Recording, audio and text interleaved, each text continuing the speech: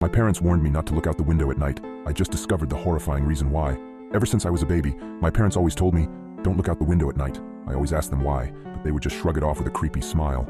As I grew older, I stopped questioning it, but I just never could have guessed the horrifying secrets my parents were hiding. Everyone in my town also followed this weird tradition, so I thought it was normal. That was until I went to college and noticed that none of the other kids were like this. So during Christmas, when I went to my parents' house, I remember them telling me not to look out the window. I gave them a smile and a small chuckle before telling them I wouldn't. However, curiosity struck me the moment they left the room. As I lay in the dark, I came to a decision. I was going to look out of the window. Just as my hand came to the sheer white curtain of the guest room, I paused. My mind flashed to that one time when I was 12. My parents were talking in the kitchen. I was home with the flu and was about to make my way to the sink for some water, but I stopped at the doorway. I hid behind the wall, peeking my head out from the doorway just an inch. My mother was crying and my father was holding her and rocking. That poor little girl. I feel horrible for her family, whispered my mother. My father just nodded and continued holding her. I went back to my room after that. Several hours later, my dad came up to my room with several pieces of wood and boarded up my windows. "What are you doing that for, Dad?" I asked him. "Oh, it's nothing. Just safety reasons," he replied. I learned at school the next day that a little girl was found dead the previous morning, the window broken and curtains torn. I snapped back to the present. My hand drew back from the curtain. I shook my head, cursing myself for being so weird. What was the worst that could happen? It was just a window, it couldn't hurt me, right? As I reached my hand out again, my instinct was telling me to stop.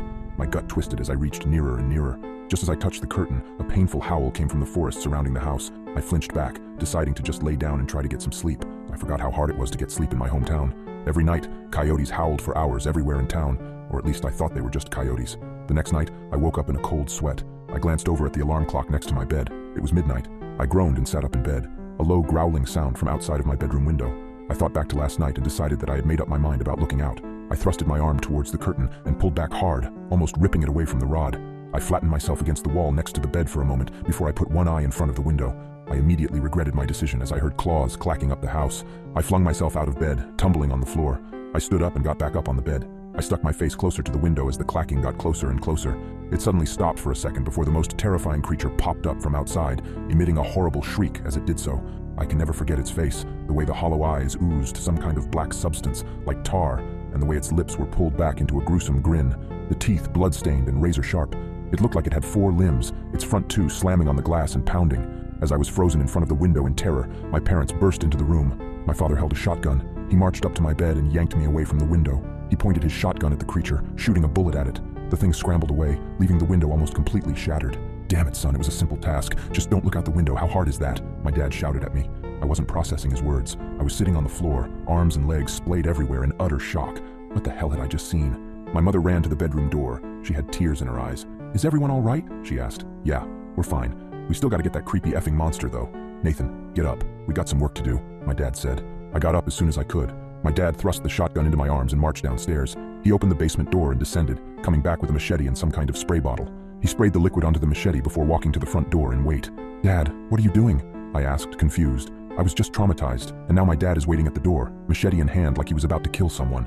Instead of a response, my dad just hushed me. The house was quiet for several seconds before a loud banging and howling came at the front door. We heard a rip, and we knew the screen door was no more. The wood of the interior door started to splinter, and I took a few steps backward. My dad glared at me. "Nathan, now is not the time for this. Point the goddamn gun and get ready to shoot." I aimed the gun at the door, trying to find the spot where the howling was coming from. The door was strong, but it wasn't indestructible. The creature burst through the door, and I pulled the trigger in a moment of terrified panic. My dad knelt down and brought his machete down on the abomination's head. The howling ceased, and my mom rushed forward with a tarp to cover the spot where the door was destroyed. "Honey, are you okay?" my mom asked for the second time that night. She came up to me and kissed my cheeks, as if to make sure I was still there. She went over to my dad and did the same. "We're okay. Both of you, get in the basement. I gotta clean this up." I asked, "Basement? Why the basement?" Everything was going by at the speed of light, and I couldn't help but question everything that was happening at the moment. "Let's just get in the basement. Your father needs to clean up," my mom said, grabbing my arm and pulling me to the basement. We sat on the couch down there for what seemed like hours before my dad came in and put the machete up. He sat on the chair in front of us with an exhausted sigh. The 3 of us sat in silence for a few minutes. In that time span, my brain was able to come up with a coherent sentence. "Dad, what was that thing?"